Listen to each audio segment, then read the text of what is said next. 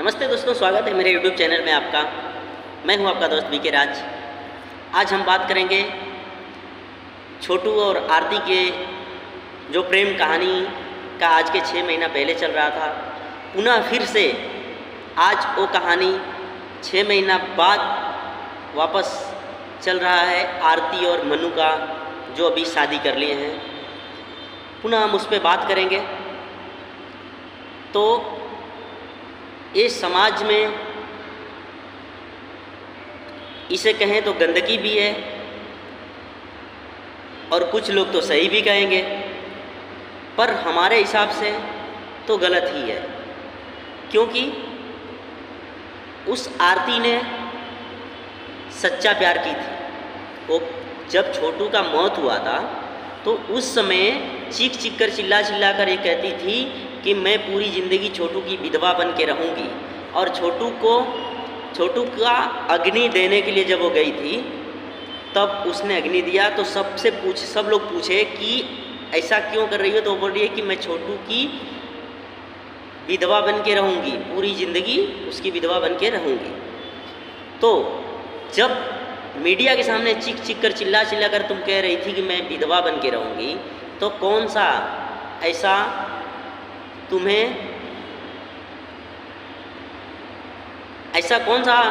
तुम्हारे साथ समाज, और तुम बार बार बोल रहे हो तुम लोग कि समाज दबाव दे रहा था, समाज के दबाव से हम ऐसा किए हैं। तो कौन सा समाज है तुम्हें इतना दबाव देकर तुमको दबाव दे रहा था?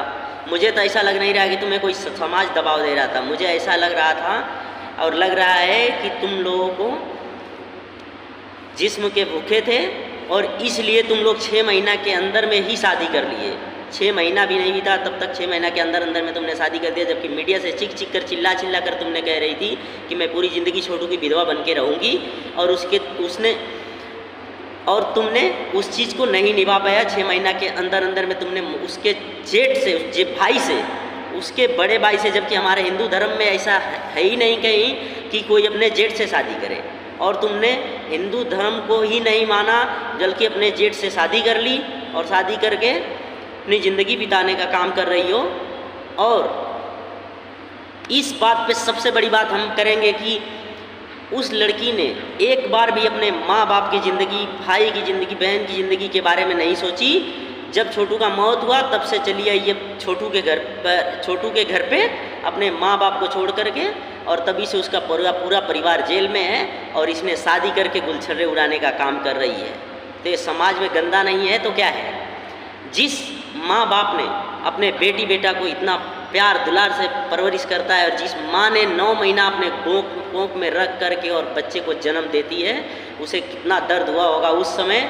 और आज उसने एक बार अपने माँ बाप के बारे में नहीं सोचा, और माँ बाप इस समय जेल में है और इसने शादी कर ली। किसी के माँ बाप का ऐसा सपना नहीं होता है कि हम अपने बेटी बेटा का शादी धूमधाम से नहीं करेंगे। सब यही सोचते हैं कि हम अपने बेटी बेटा का शादी बड़े धूमधाम से करेंगे, अच्छे से करेंगे। लेकिन इसने एक बार भी अपने माँ बाप के बारे में नहीं सोचा, उस बाप के बारे में नहीं सोचा जिसने इसे बचपन से लेकर और 20 साल की उम्र तक पढ़ाया लिखाया परवरिश किया। जो इसने मांगा उसने उस खुशी को, बाप ने अपनी बेटी की खुशी के लिए क्या से क्या कर देता है, उस चीज़ को एक बार इसने नहीं सोचा और छोटू के घर पे आकर के रहने लगी। और जबकि इसकी मीडिया के सामने इसकी एक भतीजी है जो इसको मौसी बोलती है, उसने भी मीडिया के सामने बोला है कि मौसी आपने तो अपने लिए मौसा खोज लिया, लेकिन हमारे पापा जेल से कब आएंगे? उसका भी शर्म नहीं लग रहा है। उस बात को सुन करके भी इसे शर्म नहीं लग रहा है कि इसने क्या की और क्या कर रही है, इस समाज में क्या गंदा काम की है। कम से कम एक बार अपने माँ बाप के बारे में तो सोच ली होती कि हाँ, हमारे माँ बाप हमारे लिए क्या क्या किए, 20 साल तक हमारी ज़िंदगी में हमारे खुशी के लिए क्या क्या नहीं किए, ये तो सोचना चाहिए था ना। जो ज़िंदगी में इसके खुशी था वो छोटू ही था और छोटू का परिवार बन गया। और इतना कौन सा सच्चा प्यार था? जब इतना सच्चा प्यार था तो तूने, चल ठीक है, मैं मानता हूँ कि एक लड़की अपनी पूरी ज़िंदगी नहीं बिता सकती है, शादी तो उसको करना ही पड़ेगा, लेकिन एक कौन सा इतना सच्चा प्यार था कि तुमने साल भर तक नहीं इंतज़ार कर पाई?